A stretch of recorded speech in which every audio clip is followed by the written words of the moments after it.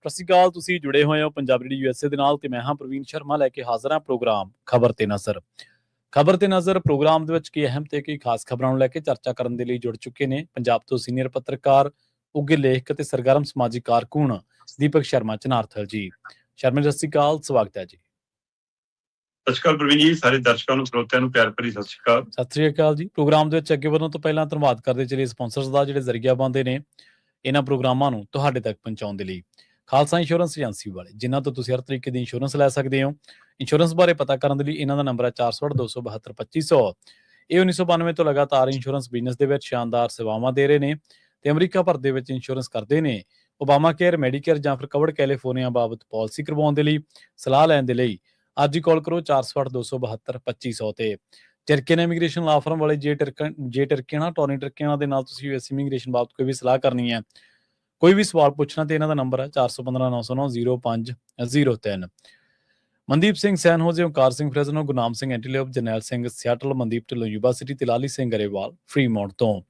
ਇਹਨਾਂ ਸਾਰੇ ਹੀ ਸਪਾਂਸਰਸ ਦਾ ਬਹੁਤ-ਬਹੁਤ ਧੰਨਵਾਦ। ਤੇ ਜੇਕਰ ਤੁਸੀਂ ਵੀ ਪੰਜਾਬੀ USA ਦੇ ਇਹਨਾਂ ਪ੍ਰੋਗਰਾਮਾਂ ਨੂੰ ਸਪਾਂਸਰ ਕਰਨਾ ਚਾਹੁੰਦੇ ਹੋ ਤਾਂ ਸਟੂਡੀਓ ਦਾ ਨੰਬਰ ਹੈ 468-272-5200। ਅੱਜ ਦਾ ਇਹ ਖਬਰ ਤੇ ਨਜ਼ਰ ਪ੍ਰੋਗਰਾਮ ਸਾਲ 2026 ਦੀ 20 ਜੁਲਾਈ ਦਾ ਪ੍ਰੋਗਰਾਮ ਹੈ ਤੇ ਦਿਨ ਅੱਜ ਸੋਮਵਾਰ ਹੈ। ਸ਼ਰਮਾ ਜੀ, ਖਬਰਾਂ ਦੇ ਵੱਲ ਆਈਏ ਤੇ ਸ਼ੁਰੂਆਤ ਕਰੀਏ ਇਸ ਟਾਈਮ ਦੀ ਖਾਸੀ ਚਰਚਿਤ ਖਬਰ ਤੋਂ। ਕਾਕਰੋਚਾਂ ਦੇ ਨਾਲ ਜੁੜੀ ਖਬਰ ਹੈ ਤੇ ਭਾਰਤੀ ਸੰਸਦ ਦੇ ਨਾਲ ਜੁੜੀ ਖਬਰ ਹੈ। ਕਹਿੰਦੇ ਕਾਕਰੋਚ ਸੰਸਦ ਦੇ ਵਿੱਚ ਦਾਖਲ ਨਹੀਂ ਹੋਣ ਦਿੱਤੇ ਤੇ ਜੰਤਰ ਮੰਤਰ ਤੋਂ ਇਹਨਾਂ ਦਾ ਸਫਾਇਆ ਕਰ ਦਿੱਤਾ ਜੀ।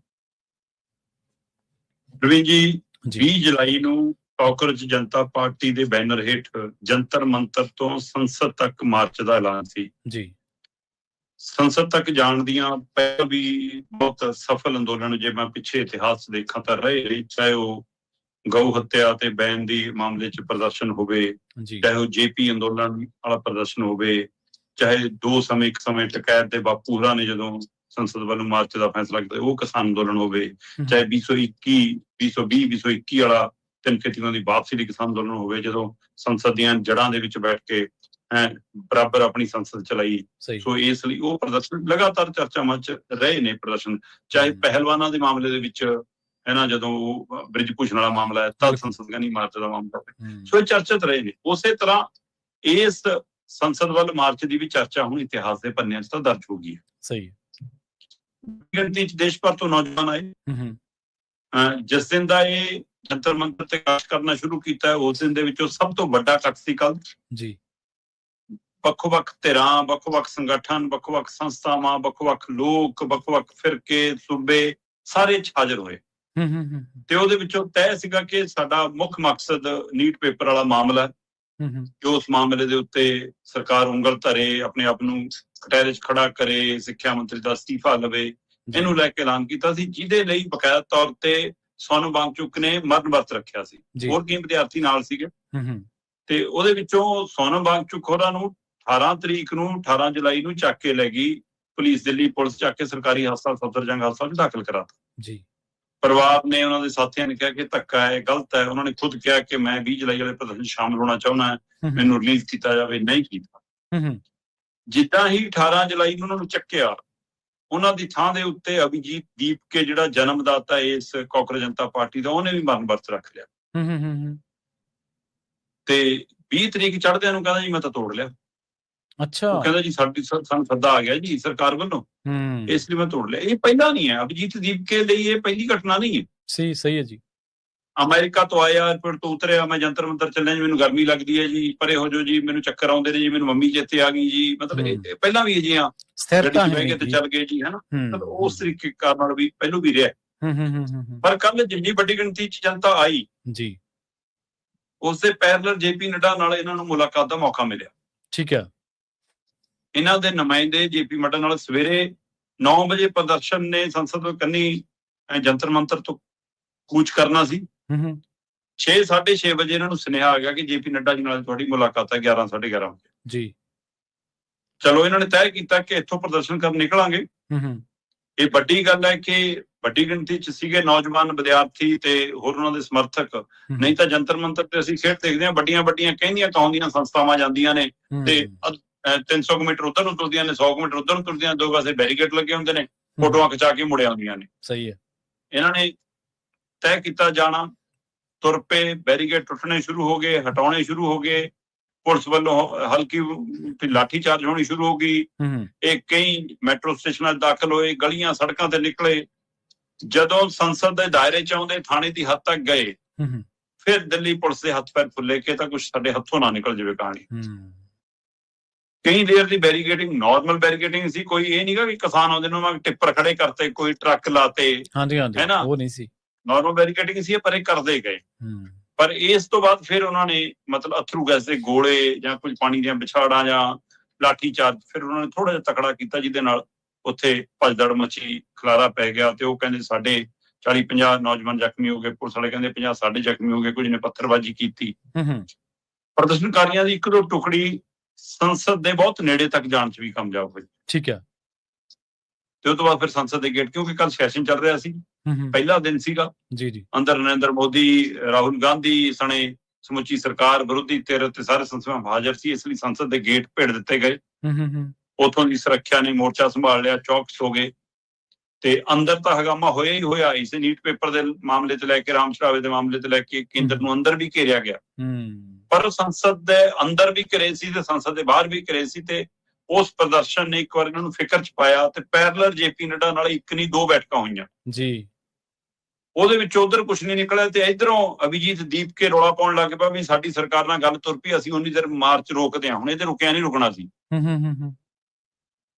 ਇਹ ਕਹਿੰਦਾ ਵੀ ਹੁਣ ਜਿੱਥੇ ਹੈ ਉੱਥੇ ਰੁਕ ਜਾਾਂਗੇ ਅਸੀਂ, ਕਿਉਂਕਿ ਸਾਡੀ ਗੱਲ ਤੁਰ ਪਈ ਜੀ। ਉਹ ਕਹਿੰਦੇ ਐ ਨਹੀਂ ਰੁਕਦੇ ਹੁਣ, ਕਿਉਂਕਿ ਮਾਰਚ ਇਹਦੇ ਕੰਟਰੋਲ 'ਚ ਨਹੀਂ ਸੀ। ਠੀਕ ਹੈ। ਸੋ ਇਸ ਲਈ ਉਹਨਾਂ ਨੇ ਉਧਰ ਨੂੰ ਚਾਲੇ ਰੱਖੇ ਤੇ ਸਰਕਾਰ ਨਾਲ ਪੁਲਿਸ ਨਾਲ ਟਕਰਾਅ ਵੱਡੀ ਗਿਣਤੀ 'ਚ ਹੋਇਆ।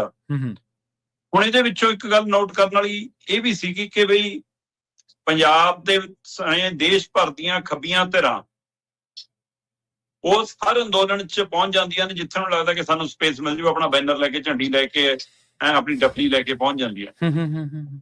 ਕੀ ਉਹਨਾਂ ਨੂੰ ਲੱਗਦਾ ਕਿ ਦੂਸਰੇ ਦੇ ਪਲੇਟਫਾਰਮ ਤੇ ਹੀ ਅਸੀਂ ਆਪਣੀ ਰਾਜਨੀਤੀ ਚਮਕਾਈਏ? ਜੇ ਤਾਂ ਆਪਣਾ ਅੰਦੋਲਨ ਕਾਲ ਕਰਨ ਕੋਈ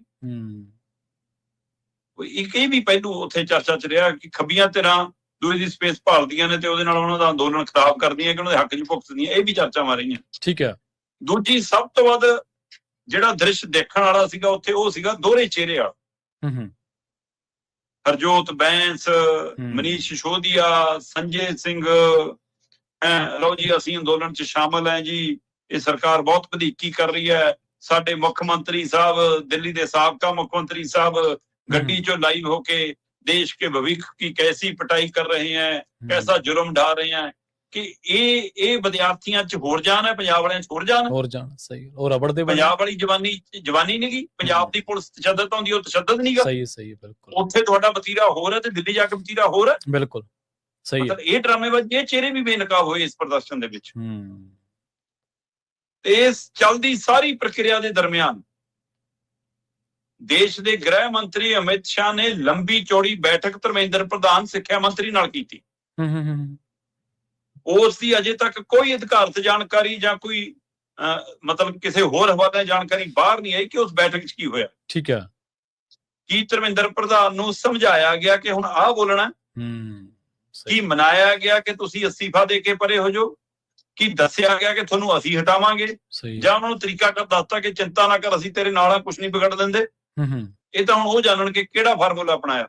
ਇੱਕ ਪਾਸੇ ਜੇਪੀ ਨੱਡਾ ਪ੍ਰਦਰਸ਼ਨਕਾਰੀ ਨਾਲ ਮੁਲਾਕਾਤ ਕਰ ਰਹੇ ਸੀ, ਦੂਏ ਪਾਸੇ ਅਮਿਤ ਸ਼ਾਹ ਸਿੱਖਿਆ ਮੰਤਰੀ ਨਾਲ ਮੁਲਾਕਾਤ ਕਰ ਰਹੇ ਸੀ, ਤੀਸਰੇ ਪਾਸੇ ਦਿੱਲੀ ਦੀਆਂ ਸੜਕਾਂ ਤੇ ਪ੍ਰਦਰਸ਼ਨ ਸੀ ਤੇ ਪੁਲਿਸ ਦਾ ਤਸ਼ੱਦਦ ਸੀ ਨੌਜਵਾਨਾਂ ਦੇ ਉੱਤੇ। ਪਰ ਇਹ ਸਭ ਦੇ ਵਿੱਚ ਉਹਨਾਂ ਨੇ ਇੱਕ ਵਾਰ ਦਿੱਲੀ ਦੇ ਸੜਕਾਂ ਤਾਂ ਖਾਲੀ ਕਰਾਈਆਂ, ਇੱਕ ਵਾਰ ਪੁਲਿਸ ਨੇ ਜੰਤਰ ਮੰਤਰ ਵੀ ਖਾਲੀ ਕਰਾ ਲਿਆ ਜੀ। ਬੇਸ਼ੱਕ ਦੇਰ ਰਾਤ ਤੱਕ ਮਤਲਬ ਕਿ 200-300 ਮੀਟਰ ਦੇ ਦਾਇਰੇ ਦੇ ਵਿੱਚ ਹਜ਼ਾਰਾਂ ਦੀ ਗਿਣਤੀ 'ਚ 1000, 1200, 1500 ਦੇ ਨੌਜਵਾਨ ਸੀਗੇ ਜਿਹੜੇ ਸਵੇਰ ਚੜ੍ਹਨ ਤੋਂ ਪਹਿਲਾਂ ਦੁਬਾਰਾ ਉਸ ਜੰਤਰ ਮੰਤਰ ਤੇ ਇਕੱਠੇ ਹੋ ਗਏ। ਪਰ ਹੁਣ ਆਉਂਦਾ ਸਮਾਂ ਤੈਅ ਕਰੇਗਾ ਕਿ ਪ੍ਰਦਰਸ਼ਨ ਦਾ ਅਗਲਾ ਰੂਪ ਕੀ ਹੋਣਾ, ਕਿਉਂਕਿ ਇਸ ਪ੍ਰਦਰਸ਼ਨ 'ਚ ਵੱਡੀ ਆਵਾਜ਼ ਉੱਠੀ ਕਿ ਪੰਜਾਬ ਨਹੀਂ ਆਇਆ ਜੀ। ਕਈ ਵਿਦਵਾਨ ਚਿੰਤਕ ਜਿਹੜੇ ਸੋ ਕਾਲਡ ਹੈ ਨਾ ਬਣੇ ਹੋਏ ਨੇ, ਉਹ ਜੀ ਪੰਜਾਬ ਮੰਨਫੀ ਹੈ, ਪੰਜਾਬੀ ਨਹੀਂ ਆਏ ਜਾਂ ਸਿੱਖ ਨਹੀਂ ਆਏ, ਪੱਗਾਂ ਨਹੀਂ ਲਿਖੀਆਂ, ਤੇ ਉਹਨਾਂ ਸਾਰਿਆਂ ਨੂੰ ਜਵਾਬ ਮਤਲਬ ਕਿ ਉਹ ਗਾਇਕ ਬੱਬੂ ਮਾਨ ਨੇ ਦੇਤਾ, ਕਹਿੰਦਾ ਕਿ ਸਾਰਾ ਠੇਕਾ ਪੰਜਾਬ ਨੇ ਨਹੀਂ ਲਿਆ। ਸਹੀ ਗੱਲ। ਹਰ ਲੜਾਈ ਅਸੀਂ ਉਹ ਲੜੀ, ਕਹਿੰਦਾ ਕੋਈ ਆਪ ਵੀ ਲੜ ਲਓ। ਸਹੀ ਹੈ। ਸਾਡੀ ਲੜਾਈ ਕੋਈ ਲੜਦੇ ਤੁਸੀਂ? ਤੋ ਇਸ ਲਈ ਮਤਲਬ ਕਿਸਾਨ ਅੰਦੋਲਨ ਦਾ ਉਹਨੇ ਹਵਾਲਾ ਦਿੱਤਾ, ਕਹਿੰਦਾ ਅਭਿਜੀਤ ਦੀਪਕੇ ਨੂੰ ਪੁੱਛੋ ਕਿ ਅੰਦੋਲਨ 'ਚ ਆਇਆ ਸੀ। ਤੇ ਜਦ ਅਸੀਂ ਜਾਂਦੇ ਹਾਂ ਫਿਰ ਤਾਂ ਅਸੀਂ ਚੀਨੀ, ਪਾਕਿਸਤਾਨੀ, ਖਾਲਿਸਤਾਨੀ ਸਾਰਾ ਕੁਝ ਹੋ ਜਾਂਦੇ ਆ। ਸਹੀ ਹੈ। ਹੁਣ ਕੱਲ ਇਹਨਾਂ ਨੂੰ ਕੋਈ ਟੈਗ ਦੇ ਲੈਣੇ ਸੀ, ਫਿਰ ਕੱਲ ਇਹਨਾਂ ਨੂੰ ਉਵੇਂ ਹੀ ਰੋਕ ਲੈਣਾ ਸੀ, ਕਿੱਲਾਂ ਕੱਢ ਲੈਣੀਆਂ ਸੀ ਗੱਲ। ਫਿਰ ਸਹੀ ਹੈ ਬਿਲਕੁਲ ਜੀ। ਸੋ ਇਸ ਲਈ ਕਈ ਤਰ੍ਹਾਂ ਦੇ ਪਹਿਲੂ ਨੇ। ਬੇਸ਼ੱਕ ਦੇਸ਼ ਭਰ ਦੇ ਵਿੱਚੋਂ ਨੌਜਵਾਨਾਂ ਦਾ ਮਸਲਾ, ਨੀਟ ਦੀ ਪੇਪਰ ਦਾ, ਸਿੱਖਿਆ ਦਾ, ਸਿੱਖਿਆ ਪ੍ਰਣਾਲੀ ਦਾ, 12ਵੀਂ ਵਾਲਾ, ਉਹ ਵੱਡਾ ਸਵਾਲ ਹੈ, ਉਹਦੇ ਨਾਲ ਸਾਰਿਆਂ ਦਾ ਤਾਲੁਕਾਤ ਹੈ। ਪਰ ਦੁੱਧ ਦਾ ਫੁੱਕਿਆ ਲੱਸੀ ਨੂੰ ਫੁੱਕਾ ਮਾਰ ਕੇ ਦੇਖਦਾ। ਅਸੀਂ ਅੰਨਾ ਹਜ਼ਾਰੇ ਅੰਦੋਲਨ ਵੀ ਦੇਖਿਆ, ਉਹ ਚੋਂ ਜੰਮਿਆ ਕੇਜਰੀਵਾਲ ਹੋਰੀ ਵੀ ਦੇਖ ਲਏ। ਇਸ ਲਈ ਪੰਜਾਬ ਸਾਰਾ ਕੁਝ ਸਮਝਦਾ, ਤੇ ਉਹ ਇਹ ਵੀ ਸਮਝਦਾ ਕਿ ਕਾਕਰੋਚ ਕਿੱਥੇ ਪੈਦਾ ਹੋਏ ਨੇ, ਕਿਵੇਂ ਪੈਦਾ ਹੋਏ ਨੇ, ਇਸ ਲਈ ਉਸ ਨਜ਼ਰੀਏ ਤੋਂ ਵੀ ਦੇਖ ਰਿਹਾ।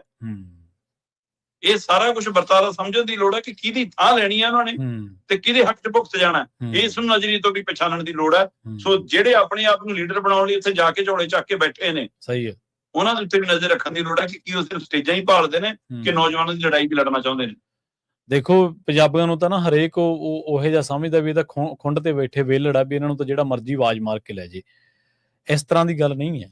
ਪੰਜਾਬੀ ਵਿਹਲੜ ਵੀ ਨਹੀਂ ਹੈਗੇ ਤੇ ਪੰਜਾਬੀ ਕੋਈ ਟੂਲ ਵੀ ਨਹੀਂ ਗੇ ਵੀ ਹਰੇਕ ਹੀ ਕੋਈ ਵਰਤ ਲੂਗਾ। ਵਿਕਟਮ ਦੇ ਨਾਲ ਖੜਨਾ ਆਉਂਦਾ ਪੰਜਾਬੀਆਂ ਨੂੰ। ਜਦੋਂ ਕਸ਼ਮੀਰ ਦੇ ਵਿਦਿਆਰਥੀਆਂ ਦੇ ਨਾਲ ਪੰਜਾਬ ਦੇ ਵਿੱਚ ਧੱਕੇ ਹੁੰਦੇ ਸੀ, ਲੋਕ ਖੜੇ ਸੀ। ਜਦੋਂ ਕਸ਼ਮੀਰੀਆਂ ਦੀ ਧਾਰਾ 370 ਤੋੜੀ ਗਈ ਸੀ, ਕਸ਼ਮੀਰੀਆਂ ਨੇ ਆਵਾਜ਼ ਨਹੀਂ ਸੀ ਮਾਰੀ, ਲੋਕ ਖੜ ਗਏ ਸੀ ਨਾਲ ਦੀ ਨਾਲ। ਜਦੋਂ ਲਖੀਮਪੁਰ ਖੀਰੀ ਦੇ ਵਿੱਚ ਉਹ ਜਿਹੜਾ ਅਜੇ ਟੈਨੀ ਦੇ ਮੁੰਡੇ ਨੇ ਕਿਸਾਨ ਮਾਰੇ ਸੀਗੇ, ਉਦੋਂ ਪੰਜਾਬੀ ਜਾਵੜੇ ਸੀ ਉੱਥੇ। ਇਹ ਸੱਦਾ ਨਹੀਂ ਉਡੀਕਦੇ ਜਿੱਥੇ ਕੋਈ ਵਿਕਟਮ ਹੋਵੇ, ਪੀੜਤ ਹੋਵੇ, ਜ਼ੁਲਮ ਦੀ ਗੱਲ ਹੋਵੇ। ਹੁਣ ਜਦੋਂ ਤੁਹਾਡੇ ਤੇ ਤਾਂ 80 ਕੋਣਾ ਤਾਂ ਤੁਹਾਡੇ ਪੱਖ 'ਚ ਜਾਂਦੀਆਂ ਵੀ ਤੁਸੀਂ ਸਰਕਾਰ ਪੱਖੀ, ਤੇ ਉੱਥੇ ਪੰਜਾਬੀ ਜਾ ਕੇ ਆਪਦਾ ਸਿਰ ਕਿਉਂ ਫਸਾਉਣ? ਤੁਹਾਡੀ ਲੜਾਈ ਦੇ ਵਿੱਚ ਲੜ ਲਓ। ਇਹ ਵੀ ਤਾਂ ਇਕੱਲੇ ਲੜ ਕੇ ਹੀ ਹਟੇ ਆ। MSP ਦੀ ਲੜਾਈ ਸਾਡੀ ਲੜਾਈ ਥੋੜੋ, MSP ਦੀ ਲੜਾਈ ਯੂਪੀ ਬਿਹਾਰ ਦੀ ਲੜਾਈ, ਅਸੀਂ ਫਿਰ ਵੀ ਲੜ ਕੇ ਹਟੇ ਆ। 3 ਖੇਤੀ ਕਾਨੂੰਨਾਂ ਦੀ ਲੜਾਈ ਇਕੱਲੇ ਪੰਜਾਬ ਦੀ ਲੜਾਈ ਥੋੜੋ ਸੀ। ਬਿਲਕੁਲ। ਤੇ ਉਹਦੇ ਵਿੱਚ ਬੇਸ਼ੱਕ ਅਸੀਂ ਜਨਤਕ ਸਟੇਜਾਂ ਤੋਂ ਕਹਿੰਦੇ ਆ ਜੀ ਕਿ ਯੂਪੀ ਆ ਗਿਆ, ਰਾਜਸਥਾਨ ਆ ਗਿਆ, ਹਰਿਆਣਾ ਆ ਗਿਆ। ਹਰਿਆਣੇ ਦੇ ਜਾਟ ਆਏ ਵੱਡੀ ਗਿਣਤੀ 'ਚ, ਸਹੀ ਹੈ। ਪਰ ਯੂਪੀ, ਬਿਹਾਰ ਤੋਂ, ਰਾਜਸਥਾਨ ਤੋਂ ਜਿੰਨੇ ਵੀ ਨਿਕਲ ਕੇ ਆਏ, ਜ਼ਿਆਦਾਤਰ ਪੰਜਾਬੀ ਸਿੱਖ ਕਿਸਾਨੀ ਨਿਕਲ ਗਿਆ ਹੈ। ਬਿਲਕੁਲ, ਇਹ ਵੀ ਇੱਕ ਸੱਚਾਈ ਹੈ। ਬਿਲਕੁਲ ਬਿਲਕੁਲ। ਸੋ ਇਕੱਲੇ ਪੰਜਾਬੀਆਂ ਦੀ, ਸਿੱਖਾਂ ਦੀ ਜਾਂ ਜੱਟਾਂ ਦੀ ਜਾਂ ਜਾਟਾਂ ਦੀ ਲੜਾਈ ਥੋੜਾ ਸੀ, ਸਮੁੱਚੇ ਕਿਸਾਨਾਂ ਦੀ ਲੜਾਈ ਸੀ। ਉਹ ਵੀ ਸਮੁੱਚੇ ਸਾਡੀ ਗੱਲ ਪਈ ਨਾ। ਬਿਲਕੁਲ ਬਿਲਕੁਲ। ਕਸਟਮਰ ਦੀ ਲੜਾਈ ਵੀ ਸੀਗੀ, ਗਾਹਕ ਦੀ ਲੜਾਈ ਵੀ ਸੀਗੀ। ਉਹਨੂੰ ਕਿਹੜਾ ਮਾਂਜਾ ਨਹੀਂ ਫਿਰਨਾ ਸੀਗਾ ਉਹਦੇ 'ਚ। ਅਗਲਾ ਰੁਖ ਕਰੀਏ ਪੰਜਾਬ ਦੀ ਸਿਆਸਤ ਦਾ। ਇਸ ਟਾਈਮ ਦੀ ਬੜੀ ਤਾਜ਼ਾ ਖਬਰ ਆ ਰਹੀ ਹੈ, ਬੜੀ ਇਹ ਵੱਡੀ ਖਬਰ ਆ ਰਹੀ ਹੈ ਕਿ ਅੰਮ੍ਰਿਤਪਾਲ ਸਿੰਘ, ਜਿਹੜੇ ਕਿ ਮੈਂਬਰ ਪਾਰਲੀਮੈਂਟ ਚੁਣੇ ਗਏ ਸੀ ਖਡੂਰ ਸਾਹਿਬ ਤੋਂ, ਉਹ ਹੁਣ ਵਿਧਾਇਕੀ ਦੀ ਚੋਣ ਵੀ ਲੜਨਗੇ ਜੀ। ਪ੍ਰਵੀਨ ਜੀ, ਅੰਮ੍ਰਿਤਪਾਲ ਹੋਰਾਂ ਦੀ ਧਿਰ ਅਜੇ ਤੱਕ ਅਧਿਕਾਰਕ ਤੌਰ ਤੇ ਪਾਰਟੀ ਨਹੀਂ ਬਣੀ ਹੈ ਜੀ। ਅਜੇ ਤੱਕ ਉਹ ਵਾਰਸ ਪੰਜਾਬ ਦੀ ਇੱਕ ਸੰਸਥਾ ਹੀ ਹੈ, ਇੱਕ ਤਰ੍ਹਾਂ ਨਾਲ। ਠੀਕ ਹੈ ਜੀ। ਇੱਕ ਸੰਗਠਨ ਹੀ। ਤੇ ਜੇ ਉਹ ਤਦ ਤੱਕ ਰਜਿਸਟਰ ਹੋ ਜਾਂਦਾ, ਫਿਰ ਉਹ ਇੱਕ ਮਤਲਬ ਕਿ ਇੱਕ ਪਾਰਟੀ ਬੈਨਰ ਹੇਠ ਲੜ ਸਕਦੇ ਨੇ। ਉਹਨੂੰ ਆਜ਼ਾਦ ਤਰੀਕੇ ਨਾਲ ਜਾਂ ਗਰੁੱਪ ਤੌਰ ਦੇ ਉੱਤੇ ਨਾ ਇਹ ਹੋਏਗਾ ਕਿ ਸਾਨੂੰ ਇੱਕ ਸਾਂਝਾ ਸਿੰਬਲ ਦੇ ਦਿਓ, ਜਿਸ ਤਰ੍ਹਾਂ ਲੋਕ ਸਭਾ ਦੀ ਚੋਣ ਲੜੀ ਮੰਨ ਲਓ। ਉਹ ਤੋਂ ਬਾਅਦ ਪਰ ਸੰਗਠਨ ਦਾ ਰੂਪ ਬਣ ਗਿਆ, ਜਦ ਤੱਕ ਸੰਗਠਨ ਦਾ ਰੂਪ ਵੀ ਨਹੀਂ ਸੀਗਾ। ਜੀ ਜੀ। ਹੁਣ ਇਹ ਸੰਗਠਨ ਨੇ, ਵਾਰਸ ਪੰਜਾਬ ਦੇ ਨੇ ਐਲਾਨ ਕੀਤਾ ਹੋਇਆ ਕਿ ਜੀ ਸਾਡਾ ਲੀਡਰ ਅੰਮ੍ਰਿਤਪਾਲ ਸਿੰਘ ਹੈ। ਠੀਕ ਹੈ। ਤੇ ਉਹ ਮੁੱਖ ਮੰਤਰੀ ਦਾ ਚਿਹਰਾ। ਠੀਕ ਹੈ। ਮਨਪ੍ਰੀਤ ਇਆਲੀ ਨੂੰ ਸਵਾਲ ਕੀਤਾ ਗਿਆ ਕਿ ਜੀ ਕਿ ਮੁੱਖ ਮੰਤਰੀ ਦਾ ਚਿਹਰਾ, ਉਹ ਕਹਿੰਦੇ ਪਹਿਲਾਂ ਹੀ ਐਲਾਨਿਆ ਹੋਇਆ ਕਿ ਅੰਮ੍ਰਿਤਪਾਲ ਸਿੰਘ ਹੋਣਗੇ। ਕਿ ਇਹ 'ਚ ਦੁਬਾਰਾ ਸਵਾਲ ਦਾ ਕੀ ਮਤਲਬ ਹੈ? ਕਹਿੰਦੇ ਜੀ ਫਿਰ ਉਹ ਵਿਧਾਇਕੀ ਦੀ ਚੋਣ ਲੜਨ। ਕਹਿੰਦੇ ਵੀ ਜਿਹੜਾ ਮੁੱਖ ਮੰਤਰੀ ਦਾ ਚਿਹਰਾ ਉਹ ਵਿਧਾਇਕ ਬਣੂਗਾ ਤਾਂ ਹੀ ਮੁੱਖ ਮੰਤਰੀ ਬਣੂਗਾ, ਲੜਨੀ ਪਊਗੀ। ਸੋ ਇਸ ਲਈ ਕਹਿੰਦੇ ਕਿ ਇਹ ਤਾਂ ਪਹਿਲਾਂ ਹੀ ਤੈਅ ਆ।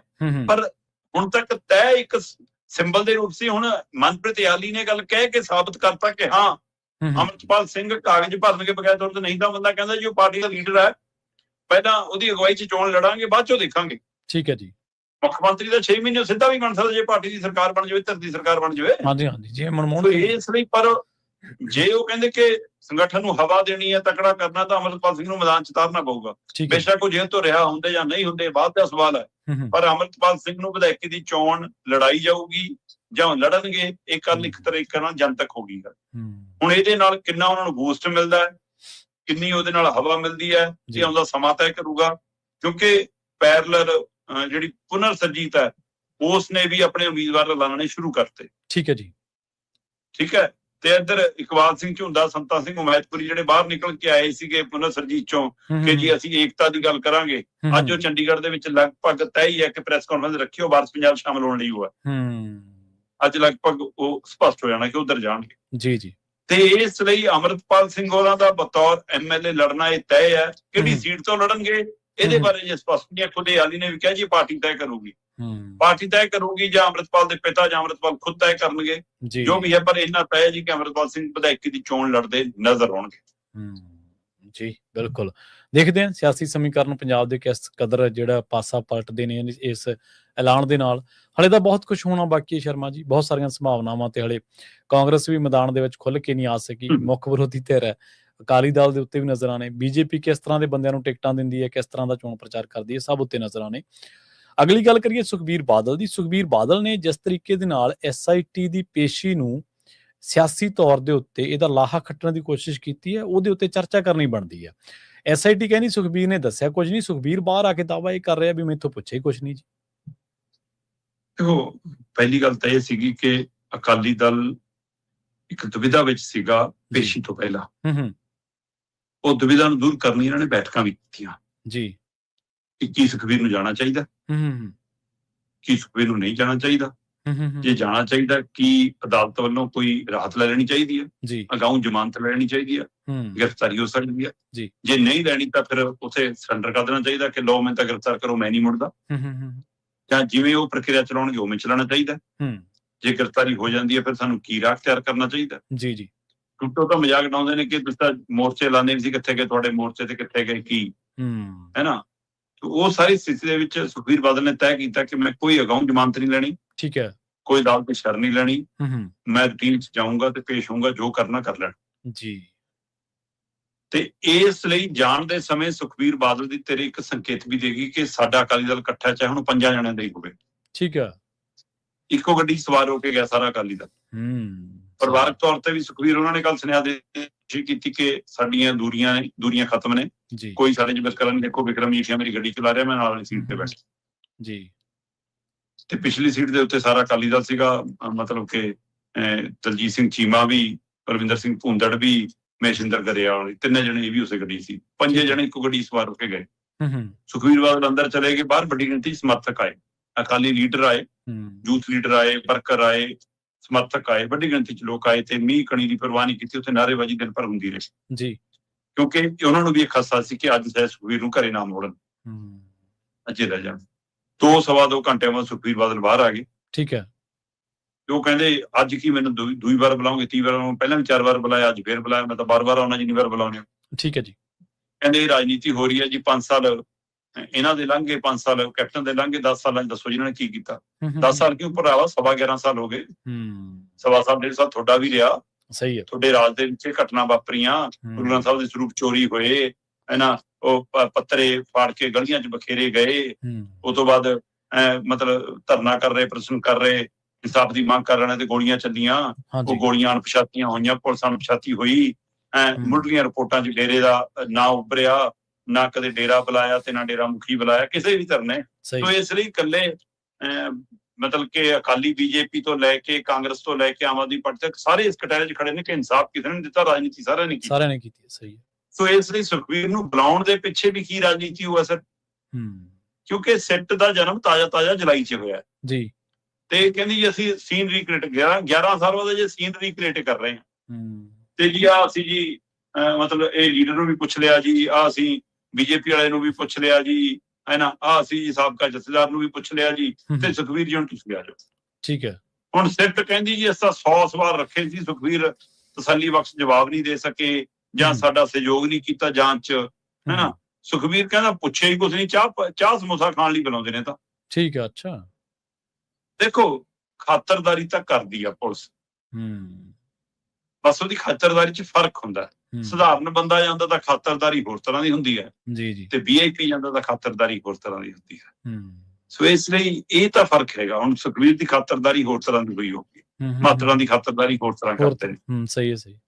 ਪਰ ਜੇ ਸੁਖਬੀਰ ਹੋਰਾਂ ਨੇ ਮੰਥਨ ਕਰਕੇ ਮੀਟਿੰਗ ਕਰਕੇ ਜਾਣਾ ਤੈਅ ਕੀਤਾ ਤਾਂ ਮੀਟਿੰਗ ਮੰਥਨ ਤਾਂ ਸੱਤਾਧਾਰੀ ਧਿਰ ਨੇ ਵੀ ਕੀਤਾ ਹੋਊਗਾ ਕਿ ਗ੍ਰਿਫਤਾਰ ਕਰਨਾ ਹੈ ਕਿ ਨਹੀਂ ਕਰਨਾ, ਹੁਣ ਇਹ ਚੱਕ ਲਈਏ ਕਿ ਨਾ ਚੱਕੀਏ, ਕਿੰਨਾ ਕੁ ਨਫਾ ਕਿੰਨਾ ਕੁ ਨੁਕਸਾਨ, ਫਾਇਦਾ ਤਾਂ ਨਹੀਂ ਮਿਲ ਜੂਗਾ। ਇਸ ਲਈ ਦੁਵਿਧਾ ਦੇ ਵਿੱਚ ਸੱਤਾਧਾਰੀ ਧਿਰ ਵੀ ਹੈ, ਸਹੀ ਹੈ।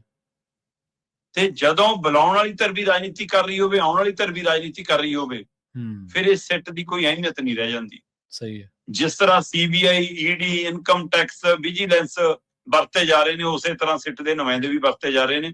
ਲੋਕ ਉਮੀਦ ਨਾ ਕਰਨ ਕਿ ਤੁਹਾਨੂੰ ਇਨਸਾਫ ਮਿਲੂਗਾ। ਅਸਲੀ ਦੋਸ਼ੀ ਚਾਹੇ ਉਹ 'ਚ ਸੁਖਬੀਰ ਹੈ ਜਾਂ ਕੋਈ ਹੋਰ ਹੈ, ਚਾਹੇ ਉਹ ਡੇਰਾ ਮੁਖੀ ਹੈ ਜਾਂ ਕੋਈ ਹੋਰ ਹੈ, ਉਹ ਫੜੇ ਜਾਣਗੇ। ਅਸਲੀ ਦੋਸ਼ੀਆਂ ਨੂੰ ਨਹੀਂ ਫੜਿਆ ਜਾਊਗਾ। ਰਾਜਨੀਤੀ ਦੇ ਲਈ ਕੁਝ ਵੀ ਹੋ ਸਕਦਾ, ਇਸ ਲਈ ਇਹ ਸਾਰੀ ਕਾਰਵਾਈ ਇਨਸਾਫ ਲਈ ਨਹੀਂ, 2027 ਦੀਆਂ ਚੋਣਾਂ ਲਈ। ਬਿਲਕੁਲ ਜੀ, ਆਪਾਂ ਇਹ ਤਾਂ ਨਹੀਂ ਮਾਰਕਿੰਗ ਕਰਦੇ ਸ਼ਰਮਾ ਜੀ ਫਲਾਣਾ ਬੰਦਾ ਦੋਸ਼ੀ ਹੈ, ਫਲਾਣੇ ਬੰਦੇ ਨੇ ਮਹਾਰਾਜ ਦੀ ਬੇਅਦਬੀ ਕੀਤੀ ਹੈ, ਪਰ ਦੋਸ਼ੀ ਕੌਣ ਨੇ ਇਹਦਾ ਲੱਭਣਾ ਸਰਕਾਰਾਂ ਦਾ ਕੰਮ ਆ ਨਾ। ਇਹ ਕੋਈ ਫਲਾਣੇ ਨੂੰ ਕੁਐਸਚਨਿੰਗ ਕਰ ਲਈ, ਧੌਂਕੇ ਨੂੰ ਕਰ ਲਈ। ਨਹੀਂ ਜੀ, 2 ਕਮਿਸ਼ਨ ਬਣਾ ਕੇ 5-5 6-6 ਸਿੱਟ ਬਣਾ ਕੇ ਤੁਸੀਂ ਅਜੇ ਤੱਕ ਕਿਤੇ ਤਣਪੱਤ ਨਹੀਂ ਲਾ ਸਕੇ। ਹਾਂਜੀ, ਅਸੀਂ ਰਾਜਨੀਤੀ ਕਰ ਰਹੇ ਹਾਂ, ਕਰ ਰਹੇ ਹੋ। ਸਹੀ ਹੈ, ਬਿਲਕੁਲ ਜੀ। ਅਗਲੀ ਗੱਲ ਕਰੀਏ, ਜਿਵੇਂ ਆਪਾਂ ਕਾਂਗਰਸੀਆਂ ਨੂੰ ਵੀ ਚੇਤੇ ਕੀਤਾ ਸੀ, ਕਾਂਗਰਸੀਆਂ ਨੂੰ ਕਹਿੰਦੇ ਭੁਪੇਸ਼ ਬਘੇਲ ਨੇ ਫੇਰ ਸੱਦ ਲਿਆ ਦਿੱਲੀ ਜੀ ਅੱਜ। ਭੁਪੇਸ਼ ਬਘੇਲ ਜੀ ਇੱਕ ਬੱਸ ਤੇ ਕੱਪੜਾ ਮਾਰ ਰਹੇ ਨੇ। ਠੀਕ ਹੈ ਜੀ। ਕਹਿੰਦੇ ਵੀ ਏਕਤਾ ਬੱਸ 'ਚ ਚੜਾਉਣੇ ਸਾਰੇ ਕਾਂਗਰਸੀ। ਜੀ ਜੀ। ਇਹ ਇਹਨਾਂ ਨੇ ਕਰਨਾਟਕ 'ਚ ਫਾਰਮੂਲਾ ਵਰਤਿਆ ਸੀ। ਉਹ ਫਾਰਮੂਲਾ ਹੁਣ ਪੰਜਾਬ ਬੱਸਾਂ ਨੂੰ ਫਿਰਦੇ ਨੇ। ਵੈਸੇ ਬੱਸ ਪਹਿਲਾਂ ਸਿੱਧੂ ਨੇ ਵੀ ਚੜਾਈ ਸੀ, ਬੱਸ ਤਾਂ ਰਾਜਾ ਵੜਿੰਗ ਨੇ ਵੀ ਚੜਾਈ ਸੀ। ਸਹੀ ਹੈ ਜੀ। ਤੇ ਚੰਨੀ ਵੀ ਕਈ ਗੱਡੀਆਂ ਦੀ ਕਤਾਰਾਂ ਬਣਾਉਂਦੇ ਰਹੇ ਨੇ ਕਿ ਮੇਰੇ ਘਰੇ ਆ ਜਾਓ, ਚੱਲ ਜਾਓ। ਸੋ ਇਸ ਲਈ ਇਹ ਕਾਫਲੇ ਬਣਦੇ ਰਹਿੰਦੇ ਨੇ, ਇਹ ਕੋਈ ਨਵਾਂ ਵਰਤਾਰਾ ਨਹੀਂਗਾ। ਪਰ ਕਾਂਗਰਸ ਇਹ ਦਿਖਾਉਣ ਦੀ ਕੋਸ਼ਿਸ਼ ਕਰ ਰਹੀ ਕਿ ਇੱਕ ਤਾਂ ਸਾਰੇ ਪੰਜਾਬ ਦਾ ਗੇੜਾ ਹੋ ਜਾਊਗਾ ਜੀ, ਦੂਜਾ ਲੀਡਰ ਇਕੱਠੇ ਦਿਖਾ ਲਾਂਗੇ, ਠੀਕ ਹੈ, ਤੀਜਾ ਪ੍ਰਚਾਰ ਦੀ ਸ਼ੁਰੂਆਤ ਹੋ ਜਾਊਗੀ, ਚੌਥਾ ਲੌਂਗ ਡਰਾਈਵ ਵਾਲੇ ਫਾਰਮੂਲੇ ਜਿਹੜੇ ਗਿਲੇ ਸ਼ਿਕਵੇ ਨੇ ਸ਼ਾਇਦ ਦੂਰ ਹੋ ਜਾਣਗੇ ਸਫਰ ਸੁਫਰ 'ਚ। ਚਲੋ ਇਹ ਫਾਰਮੂਲਾ ਬਣਾ ਕੇ ਦੇਖ। ਉਹਦੀ ਰੂਪਰੇਖਾ ਵਿਕਣ ਦੇ ਲਈ ਅੱਜ ਦਿੱਲੀ ਭੁਪੇਸ਼ ਬਘੇਲ ਨੇ ਦੁਬਾਰਾ ਮੀਟਿੰਗ ਸੱਦੀ ਹੈ ਚੇਅਰਮੈਨਾਂ ਦੀ। ਠੀਕ ਹੈ ਜੀ, ਕਿ ਆ ਜਾਓ ਜੀ, ਪਾਰਟੀ ਦੇ ਪ੍ਰਧਾਨ ਪੰਜਾਬ ਦੇ ਰਾਜਾ ਵੜਿੰਗ ਆ ਜਾਓ, ਵਿਰੋਧੀ ਧਿਰ ਦੇ ਲੀਡਰ ਪ੍ਰਤਾਪ ਬਾਜਵਾ ਜੀ ਤੁਸੀਂ ਆ ਜਾਓ, ਆ ਜੀ ਚੋਣ ਕਮੇਟੀ ਦੇ ਮੁਖੀ ਚੰਨੀ ਜੀ ਤੁਸੀਂ ਆ ਜਾਓ, ਆ ਕੋਰ ਕਮੇਟੀ ਦੇ ਮੁਖੀ ਜੀ ਤੁਸੀਂ ਆ ਜਾਓ ਜੀ, ਸੁਖਜਿੰਦਰ ਰੰਧਾਵਾ ਜੀ, ਆ doctor Amar Singh ji manifesto committee ਦੇ ਚੇਅਰਮੈਨ ਸਾਹਿਬ ਤੁਸੀਂ ਆ ਜਾਓ, ਆ ਜੀ ਮੈਨੇਜ ਕਰਨਾ ਸਾਰੇ ਰੈਲੀ ਧਰਨੇ ਪ੍ਰਦਰਸ਼ਨਾਂ ਨੂੰ ਜੀ, ਸਮਾਗਮਾਂ ਨੂੰ ਜੀ, ਹੈ ਨਾ, ਮੈਨੇਜਮੈਂਟ ਕਮੇਟੀ ਦੇ ਵਿਜੇ ਸਿੰਗਲਾ ਜੀ ਤੁਸੀਂ ਆ ਜਾਓ। ਸੋ ਇਹ ਚੇਅਰਮੈਨ ਸੱਦੇ ਨੇ। ਠੀਕ ਹੈ ਜੀ। ਸੋ ਇਹਨਾਂ ਦੇ ਵਿੱਚ ਮਤਲਬ ਪਹਿਲੀ ਵਾਰ ਹੋਏਗਾ ਟਕਰਾਅ ਤੋਂ ਬਾਅਦ ਸਿੱਧੇ ਰੂਪ 'ਚ ਆਮੋ ਸਾਹਮਣੇ ਬੈਠਣਗੇ ਰਾਜਾ ਵੜਿੰਗ ਤੇ ਚੰਨੀ। ਵੈਸੇ ਤਾਂ ਹੁਣ ਸੈਸ਼ਨ ਚੱਲ ਰਿਹਾ, ਉੱਥੇ ਇਕੱਠੇ ਹੀ ਨੇ, ਉੱਥੇ ਹੀ ਰਾਹੁਲ ਗਾਂਧੀ ਆ, ਉੱਥੇ ਹੀ ਚੰਨੀ ਆ, ਉੱਥੇ ਹੀ ਵੜਿੰਗ ਆ, ਉੱਥੇ ਹੀ ਰੰਧਾਵਾ ਹੈ, ਉੱਥੇ ਹੀ ਅਮਰ ਸਿੰਘ ਹੈ, ਉੱਥੇ ਹੀ ਗਾਂਧੀ ਹੈ, ਸਾਰੇ ਉੱਥੇ ਹੀ ਨੇ, ਸਾਰੇ ਉੱਥੇ ਹੀ ਨੇ। ਬਿਲਕੁਲ, ਜਿੰਨੇ ਮੈਂਬਰ ਪਾਰਟੀ। ਇਹ ਤਾਂ ਇਸ ਤਰੀਕਾ ਹੁਣ ਉੱਥੇ ਕੰਟੀਨ 'ਚ ਬਹਿ ਜਾ ਕੇ ਕਿਤੇ ਜੇ ਢੰਗ ਨਾਲ ਗੱਲ ਨਵੇੜਨੀ ਵੀ ਹੋਵੇ। ਸਹੀ ਹੈ। ਸੋ ਪਰ ਇਹ ਟੀਕਾਕਾਰ ਹੋਰ ਹੁੰਦੇ ਨੇ ਨਾ, ਮਤਲਬ ਕਿ ਬਗਲ ਕੇ ਆਉਣਾ, ਇਹ ਨਹੀਂ ਆਉਣਾ ਸਿੱਧਾ। ਸਹੀ ਹੈ। ਸੋ ਸਿੱਧਾ ਰਾਹੁਲ ਕੋਲ ਨਹੀਂ ਜਾ ਸਕਦੇ, ਤੁਹਾਨੂੰ ਅੱਡ ਚੌਂਕੀਆਂ ਭਰ ਕੇ ਆਉਣਾ ਪਊਗਾ। ਭੁਪੇਸ਼ ਬਘੇਲ ਦੀ ਚੌਂਕੀ ਭਰੋ, ਹੈ ਨਾ, ਫਿਰ ਕੇਸੀ ਵੇਣੂਗੋਪਾਲ ਦੀ ਚੌਂਕੀ ਭਰੋ, ਫਿਰ ਉਹ 3 ਮੈਂਬਰੀ ਕਮੇਟੀ ਜੀ ਬਣ ਗਈ ਹੁਣ, ਉਹਨਾਂ ਦੀ ਭਰੋ, ਫਿਰ ਖੜਗੇ ਤੱਕ ਜਾਓ, ਫਿਰ ਰਾਹੁਲ ਪ੍ਰਿਅੰਕਾ ਤੱਕ ਪਹੁੰਚ ਹੋਣਾ। ਕੱਲ ਉੱਥੇ ਚੰਨੀ ਹੋਰੀ ਫਿਰ ਰਹੇ ਸੀਗੇ, ਗੁਰਜੀਤ ਔਜਲਾ ਹੋਰੀ ਨੇੜੇ ਤੇੜੇ ਜੇ ਰਾਜਾ ਉਹਦੇ ਮਤਲਬ ਰਾਹੁਲ ਗਾਂਧੀ ਦੇ, ਪਰ ਉਹ ਕਹਿੰਦੇ ਕਿ ਗੱਲਬਾਤ ਨਹੀਂ ਹੋਈ, ਉਹ ਵੀਡੀਓ ਚੱਲੀ ਜਾਂਦੀਆਂ ਜੀ। ਹੁਣ ਇਹ ਸਭ ਦੇ ਵਿੱਚ ਹੁਣ ਅੱਜ ਭੁਪੇਸ਼ ਬਘੇਲ ਬਿਠਾ ਕੇ ਕੀ ਅੱਜੇ ਮਾਮਲਾ ਨਿਬੇੜ ਦੇਣਗੇ, ਕੀ ਇਹਨਾਂ ਆਸਾਨ ਹੈ ਹੁਣ? ਕੀ ਇਹ ਦੂਰੀਆਂ ਮਿਟ ਕੇ ਬਸ ਚੜ ਜਾਣਗੇ, ਜਾਂ ਕੋਈ ਗੁੱਜੀ ਕਿਸੇ ਨੂੰ ਗਿੱਦੜ ਸਿੰਘੀ ਦੇ ਦਿੱਤੀ ਜਾਊਗੀ ਕਿ ਚੁੱਪ ਕਰਕੇ ਕੰਮ ਕਰ, ਬਸ ਜੇ ਆਪਣੀ ਗੱਲ ਬਣ ਗਈ ਤੈਨੂੰ ਫੇਰ ਮੁੱਖ ਮੰਤਰੀ ਦਾ ਚਿਹਰਾ ਲਾਵਾਂਗੇ ਜੀ। ਇਹਦੇ ਨਾਲ ਕੀ ਆਪਣੇ ਵਰਕਰਾਂ 'ਚ, ਕੀ ਆਪਣੇ ਸਮਰਥਕਾਂ 'ਚ ਬੂਸਟ ਭਰ ਸਕੂਗੀ ਕਾਂਗਰਸ? ਕਿ ਉਹਨਾਂ 'ਚ ਦੁਬਿਧਾ ਤੇ ਨਿਰਾਸ਼ਾ ਰਹੂਗੀ ਤਾਂ ਫਿਰ ਉਹ ਕਿਸੇ ਵੀ ਪਾਸੇ ਜਾ ਸਕਦੇ ਨੇ। ਸੋ ਕਾਂਗਰਸ ਹਮੇਸ਼ਾ ਦੇਰ ਕਰਦੀ ਆ, ਤੇ ਇਹ ਵੀ ਉਹੀ ਆਪਣੀ ਰਵਾਇਤ ਉਹਦੀ ਕਾਇਮ ਹੈ, ਤੇ ਇਸ ਲਈ ਕਾਂਗਰਸੀ ਲੀਡਰਾਂ ਦੇ ਅੰਦਰ ਵੀ ਤੇ ਕਾਂਗਰਸੀ ਸਮਰਥਕਾਂ ਦੇ ਅੰਦਰ ਵੀ ਖਾਸੀ ਦੁਬਿਧਾ। ਇਹ ਬੱਸ ਚੜਾ ਕੇ ਵੀ ਮੈਨੂੰ ਦੂਰ ਹੁੰਦੀ ਨਹੀਂ ਦਿਖਦੀ ਹੈ ਜੀ। ਸਹੀ ਆ। ਤੇ ਜਾਂਦੇ ਜਾਂਦੇ ਗੱਲ ਕਰੀਏ ਵਕੀਲਾਂ ਦੇ ਚੈਂਬਰ ਦੀ, ਕਹਿੰਦੇ ਇਸ ਚੈਂਬਰ ਦੇ ਵਿੱਚ ਹੁਣ ਲਾਟੂ ਮੁਫਤ ਜਗੂਗਾ ਜੀ। ਪ੍ਰਵੀਨ ਜੀ, ਪੰਜਾਬ ਸਰਕਾਰ ਹਰ ਹਿੱਲੇ 2027 ਦੀ ਚੋਣ ਜਿੱਤਣਾ ਚਾਹੁੰਦੀ ਆ। ਆਮ ਆਦਮੀ ਪਾਰਟੀ ਦਾ ਇੱਕੋ ਟੀਚਾ ਕਿ ਅਸੀਂ ਕਿਸੇ ਤਰ੍ਹਾਂ ਚੋਣ ਜਿੱਤ ਲਈਏ ਜੀ। ਤੇ ਉਹਨਾਂ ਨੇ ਇੱਕ ਅੰਦਰੂਨੀ ਸਰਵੇ ਕਰਾਇਆ। ਉਸ ਸਰਵੇ ਦੇ ਵਿੱਚ ਉਹਨਾਂ ਕੋਲ ਰਿਪੋਰਟ ਆਈ ਕਿ 2024 ਦੀਆਂ ਲੋਕ ਸਭਾ ਚੋਣਾਂ ਸਮੇਂ ਕਾਂਗਰਸ ਦਾ ਜੋ ਗ੍ਰਾਫ ਸੀ, ਕਾਂਗਰਸ ਉਸ ਗ੍ਰਾਫ ਤੋਂ ਥੱਲੇ ਆ ਗਈ ਜੀ। ਤੇ ਪਰ ਉਸ ਸਰਵੇ ਦੇ ਵਿੱਚ ਇਹ ਵੀ ਆਇਆ ਕਿ ਤੁਹਾਡੀ ਤਰੱਕੀ ਨਹੀਂ ਹੋਈ ਅਜੇ, ਤੁਹਾਨੂੰ ਝੰਡੀ ਵਾਲੀ ਕੁਰਸੀ ਨਹੀਂ ਮਿਲਦੀ ਦਿਖਦੀ। ਇਹਨਾਂ ਦੇ ਆਪਣੇ ਸਰਵੇ ਦੇ ਵਿੱਚ ਇਹਨਾਂ ਕੋਲੇ ਰਿਪੋਰਟ ਆ ਰਹੀ ਹੈ ਕਿ ਤੁਹਾਡੀ ਸਰਕਾਰ ਸੰਪੂਰਨ ਬਹੁਮਤ ਨਾਲ ਰਿਪੀਟ ਹੋਣ ਦੇ ਅਸਾਰ ਬਹੁਤ ਘੱਟ ਗਏ ਜੀ। ਸਹੀ ਹੈ। ਕੀ ਪੰਜਾਬ ਖਿਚੜੀ ਬਣਨ ਜਾ ਰਹੀ ਹੈ? ਕੀ ਪੰਜਾਬ ਕਿਸੇ ਹੋਰ ਤੱਕੜੀ 'ਚ ਤੁਲਣ ਜਾ ਰਹੀ ਹੈ? ਪੰਜਾਬ ਕਿਸੇ ਹੋਰ ਧਿਰ ਨਾਲ ਬੈਠਣ ਜਾ ਰਹੀ ਹੈ? ਸੋ ਇਹਨਾਂ ਚਰਚਾਵਾਂ ਨੇ ਜ਼ੋਰ ਫੜਿਆ। ਇਹਨਾਂ ਨੇ ਉਹ ਸਰਵੇ ਦੱਬ ਲਿਆ ਕਿ ਉਹ ਸਰਵੇ ਨਾ ਬਾਹਰ ਕੱਢੋ, ਫਾਰਮੂਲੇ ਕੱਢੋ। ਹੁਣ ਫਾਰਮੂਲਾ ਸੀ 1015 ਵਾਲਾ ਜੀ। ਇਹ ਤੋਂ ਪਹਿਲਾਂ ਕਿ ਉਹ ਟੂੰ ਖੂਬ ਚੱਲਦੀ ਫਿਲਮ ਸਤਲੁਜ ਨੇ ਇਹਨਾਂ ਦੀ ਟੈਂਟਾਂ ਫਿਸ ਕਰਾਤੀ। ਉਹ ਸਾਰਾ ਕੁਛ ਉਹ ਬਣਾਇਆ ਹੋਇਆ ਨਰੇਟਿਵ ਕਿਤੇ ਰੁਲ ਗਿਆ। ਪਰ ਤਾਂ ਵੀ ਇਹਨਾਂ ਨੂੰ ਲੱਗਦਾ ਕਿ ਬੀਬੀਆਂ ਦੀ ਵੋਟ ਉਹ 1500 ਇਕੱਠਾ ਪਾਇਆ, ਜਿਹੜਾ 4500 ਜਾਂ 3000, ਉਹਦੇ ਨਾਲ ਗੱਲ ਬਣ ਜੂ। ਇੱਕ ਵਾਰ ਹੋਰ ਪਾਉਣਾ ਪਊਗਾ ਤਾਂ ਉਹਦਾ ਕੋਈ ਹੀਲਾ ਵਸੀਲਾ ਕਰਦੇ, ਫਿਰ ਕਰਜ਼ਾ ਹੀ ਚੱਕਣਾ ਆਪਾਂ ਨੂੰ ਵੀ, ਪੰਜਾਬ ਦੇ ਸਿਰੇ ਗਲੀਆਂ ਕਰਨੀਆਂ। ਸਹੀ। ਪਰ ਫਿਰ ਕਿਸੇ ਨੇ ਕਿਹਾ ਵੀ ਕਿ ਇਹ ਗੱਲ ਪੰਜਾਬ ਦੇ ਇਤਿਹਾਸ 'ਚ ਦਰਜ ਹੈ ਕਿ ਜਿਹਦੇ ਨਾਲ ਪੰਜਾਬ ਦੇ ਮੁਲਾਜ਼ਮ ਹੁੰਦੇ ਨੇ ਉਹ ਜਿੱਤ ਜਾਂਦਾ ਹੈ। ਠੀਕ ਹੈ ਜੀ।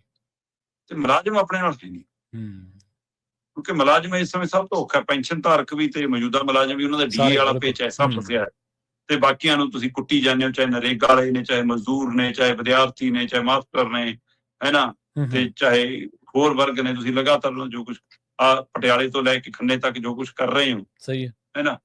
ਇਸ ਲਈ ਕਹਿੰਦੇ ਫਿਰ ਕੀ ਹੱਲ ਕਰੀਏ, ਫਿਰ ਕਹਿੰਦੇ ਬੜੀ ਗਿਣਤੀ ਚ ਪੰਜਾਬ ਚ ਨਾ ਕਾਲੇ ਕੋਟ ਵਾਲੇ, ਇਹਨਾਂ ਨੂੰ ਖੁਸ਼ ਕਰੋ। ਠੀਕ ਆ, ਅੱਛਾ। ਹੁਣ ਇਹ ਕਹਿੰਦੇ ਵੀ ਬਲਾਕ ਪੱਧਰ ਤੋਂ ਲੈ ਕੇ, ਤਹਿਸੀਲ ਪੱਧਰ ਤੋਂ ਲੈ ਕੇ, ਜ਼ਿਲ੍ਹਾ ਪੱਧਰ ਤੋਂ ਲੈ ਕੇ ਹਾਈ ਕੋਰਟ ਤੱਕ ਵਕੀਲਾਂ ਦੀ ਤੂਤੀ ਬੋਲਦੀ ਆ। ਪੜ੍ਹੀ ਲਿਖੀ ਜਮਾਤ ਹੈ, ਸਮਝਦਾਰ ਜਮਾਤ ਹੈ, ਪ੍ਰਭਾਵਿਤ ਕਰਨ ਦਾ ਦਮ ਰੱਖਦੀ ਹੈ। ਠੀਕ ਹੈ। ਇਹ ਇਕੱਲਾ ਵਕੀਲ ਨਹੀਂ ਹੁੰਦਾ, ਵਕੀਲ ਦੇ ਨਾਲ 4 ਜਾਂ 5 ਉਹਦੇ ਘਰ ਦੇ ਜੀ ਹੁੰਦੇ ਨੇ, ਤੇ ਮੁਨਸ਼ੀ ਹੈ, ਮੁਨਸ਼ੀ ਦੇ ਨਾਲ 4 ਮੈਂਬਰ ਹੁੰਦੇ ਨੇ, ਸਫਾਈ ਵਾਲਾ ਹੈ, ਕੋਈ ਚਾਹ ਵਾਲਾ ਹੈ, ਕੋਈ ਹੈ, ਤੇ ਫਿਰ ਮਤਲਬ ਕਿ ਰੋਜ਼ 5-4 ਧਿਰਾਂ ਪਰਿਵਾਰ ਪਿੰਡਾਂ ਦੇ ਲੋਕ ਆਉਂਦੇ ਨੇ ਕੇਸਾਂ ਲਈ, ਸੋ ਉਹਨਾਂ ਨੂੰ ਪ੍ਰਭਾਵਿਤ ਕਰਨਾ। ਇਸ ਲਈ ਵਕੀਲ ਖੁਸ਼ ਕਰੋ। ਕਹਿੰਦੇ ਕੀ ਕਰੀਏ, ਕਹਿੰਦੇ ਨਾ ਚੈਂਬਰਾਂ ਨੂੰ ਵੀ ਘਰ ਵਾਲਾ ਦਰਜਾ ਦੇ ਕੇ ਨਾ ਉਹਨਾਂ ਦੀ ਵੀ ਬਿਜਲੀ 300 ਯੂਨਿਟ ਮੁਫਤ ਕਰ ਦਿਓ। ਠੀਕ ਹੈ, ਅੱਛਾ। ਹੁਣ ਕੁਝ ਵਕੀਲ ਭਾਈਚਾਰੇ ਚੋਂ ਇਹ ਸਵਾਲ ਉੱਠੇ ਕਿ ਆਹ ਕੀ ਕਰਨ ਜਾ ਰਹੇ ਹੋ ਤੁਸੀਂ, ਕਿਉਂਕਿ ਵਕੀਲ ਭਾਈਚਾਰਾ ਪੜ੍ਹੀ ਲਿਖੀ ਜਮਾਤ, ਕਾਨੂੰਨੀ ਤੌਰ ਤੇ ਸਮਝ ਵਾਲੀ ਜਮਾਤ, ਸਭ ਤੋਂ ਕਾਬਲ ਜਮਾਤ ਮੰਨੀ ਜਾਂਦੀ। ਸਹੀ ਬਿਲਕੁਲ। ਉਹ ਚੋਂ ਹੀ ਸਵਾਲ ਉੱਠੇ ਕਿ ਅਸੀਂ ਜੇ ਬਿੱਲ ਭਰਨ ਦੇ ਸਮਰੱਥ ਹਾਂ ਤਾਂ ਤੁਸੀਂ ਆਹ ਕੀ ਡਰਾਮਾ ਕਰ ਰਹੇ ਹੋ।